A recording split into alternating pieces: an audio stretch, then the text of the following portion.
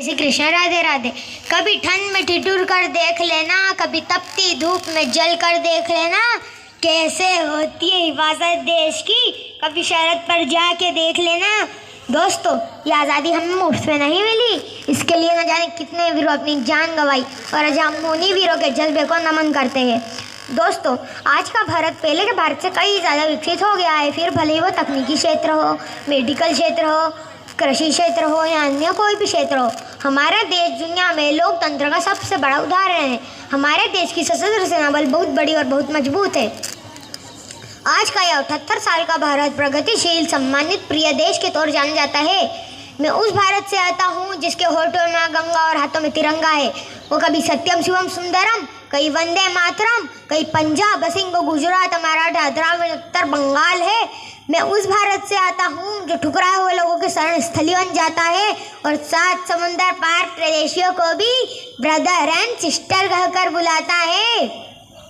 मैं उस भारत से आता हूँ जो कभी अपना और पराया नहीं सीख पाया, वासुदेव कुटुंबकम के सिद्धांत पर जिया मेरा भारत। वह नीलकंठ है जो खुद विष पीकर दूसरों को अमृत दान दिया और तीनों लोगों का स्वामी होकर भी माखन चुराता है और माँ अवतार होते हुए भी माँ के हाथों की मार खाता है। ऐसा है मेरा कान्हा। मैं उस गौतम के भारत से आता हूँ जहाँ जनित के एक राष्ट्रपुत्र सन्यासी हो जाता है। मैं उस राम के भारत से आता हूँ जहाँ पिता की एक बात पर बेटा सिंहासन छोड़ के वनवासी हो जाता है। मैं उस भारत से आता हूँ जहाँ स्त्री को तो स्वाभिमान से पहचाना जाता है। मेरा भारत आकाश सा बलवान है और धरती सा धैर्यवान है।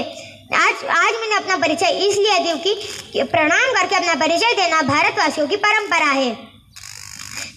आज के नए भारत के निर्माण में एक एक नागरिक अपने नए भारत के निर्माण में हाथ बटा रहा है। आज का नया भारत इंडिया 2.2 जो घर घर तिरंगा लहरा रहा है, जिस दुनिया ने भारत को थर्ड वर्ल्ड कंट्री कहकर हाशिए में डाल दिया, आज वही 21वीं सदी का नक्शा बनाती है और भारत सबसे टॉप पर नजर आता है।